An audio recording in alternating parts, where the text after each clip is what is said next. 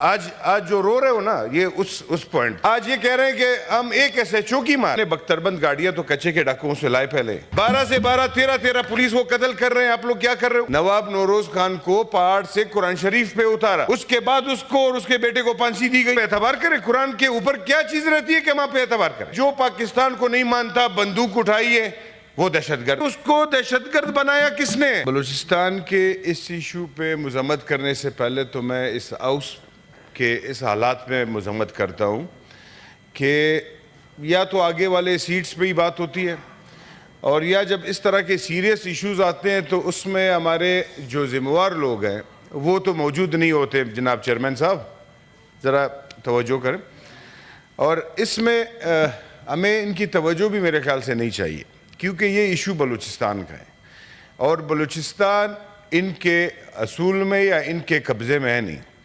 بلوچستان پچھلے جب سے پاکستان بنائے یہ کسی اور کے ہاتھ میں ہے.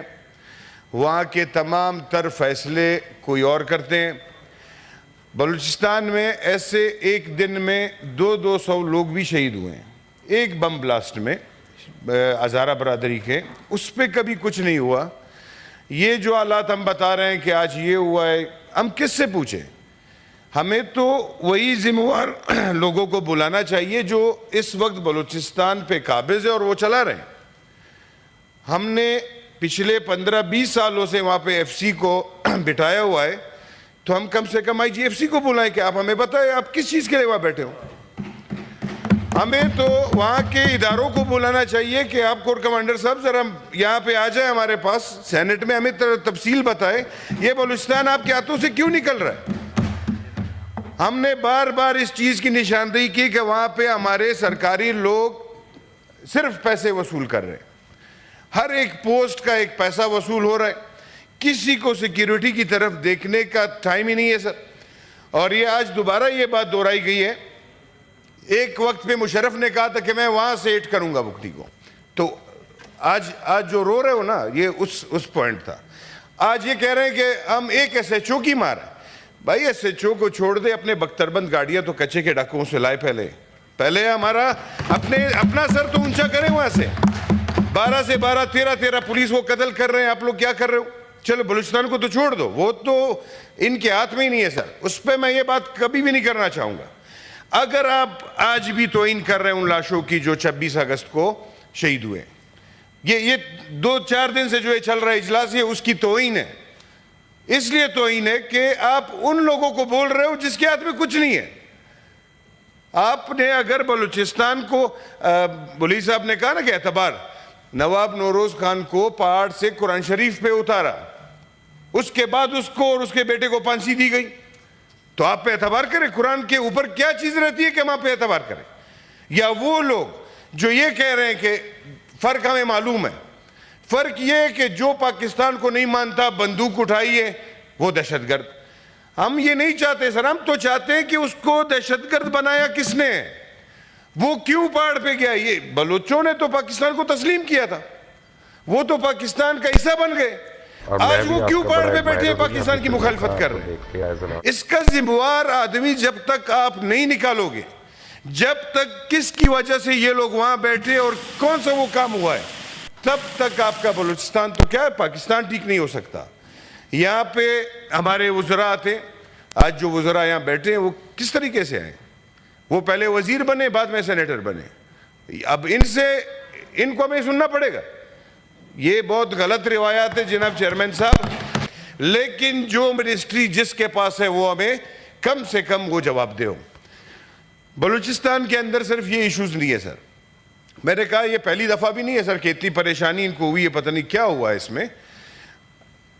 میں نے جو کل کی میٹنگ کے یہ بتا رہے ہیں کہ تمام پارٹیاں آئی ہیں, تو تمام پارٹیوں کی باتیں تو یہ سر سامنے رکھے کہ کس پارٹی نے آپ کو کیا کہا ہے.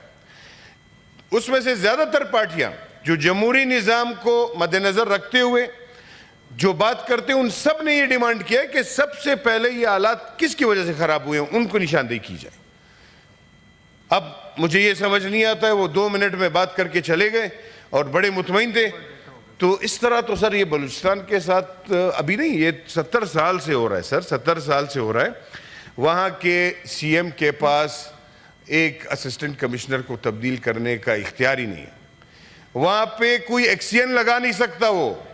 اور یہاں پہ ہمارے بہت سارے لوگ خوش ہیں, وہاں پہ پتہ نہیں کس پارٹی کی گورنمنٹ. کچھ نہیں, بلوچستان میں آج تک کسی کی گورنمنٹ نہیں ہے سر. وہاں پہ بہت بڑے لوگوں کی گورنمنٹ ہے, اور انہی لوگوں کو میں یہاں بلانا چاہتا ہوں کہ آپ کے تسلسل سے میرے سارے دوستوں کے کہ وہ آئے, آئی جی ایف سی آئے, کور کمانڈر صاحب آئے, یہاں پہ ہمیں ذرا بتائیں بلوچستان کے بارے میں. اگر اس طرح آپ چلائیں گے, یا تو ایف سی کو وڈرا کریں, چھوڑ دیں. بس یہی آپ کہہ رہے ہیں کہ بالکل وہاں پہ پارٹیز چلا رہے, تو پھر پارٹی کو چھوڑ, پھر ایف سی کی ضرورت وہاں نہیں پڑتی. یہ میں نے پچھلے اپنی کمیٹی انٹیریئر میں بھی بولا ہے سر, کہ آپ یہاں سے ڈیرہ اسماعیل خان کے راستے سے بلوچستان جب جاتے ہیں نا سر, 5-6 بجے کے بعد سر آپ کا کوئی سرکاری افسر موجود نہیں ہوتا راستے پہ. چیتا شوز پہنے ہوتے ہیں لوگوں نے وائٹ کلر کے, قمیض شلوار میں. اب یہ نشاندہی پر یہ بیٹھے ہوتے تو ہمیں بتاتے کہ یہ کون ہے. سادہ وردی میں پتہ نہیں انہوں نے کس کو لگایا ہوا ہے ڈیوٹی پہ. 5 بجے کے بعد پھر یہ پورا راستہ بلوچستان تک حوالہ کیا جاتا ہے ان کو. پھر صبح 6 بجے نماز کے بعد پھر واپس ہمیں وردیوں میں پولیس والے مل جاتے. اب یہ نہیں پتا کہ دن کو وہ وردی میں ہوتے ہیں, رات کو یہ سادہ لباس میں ہوتے ہیں, کیا ہوتا.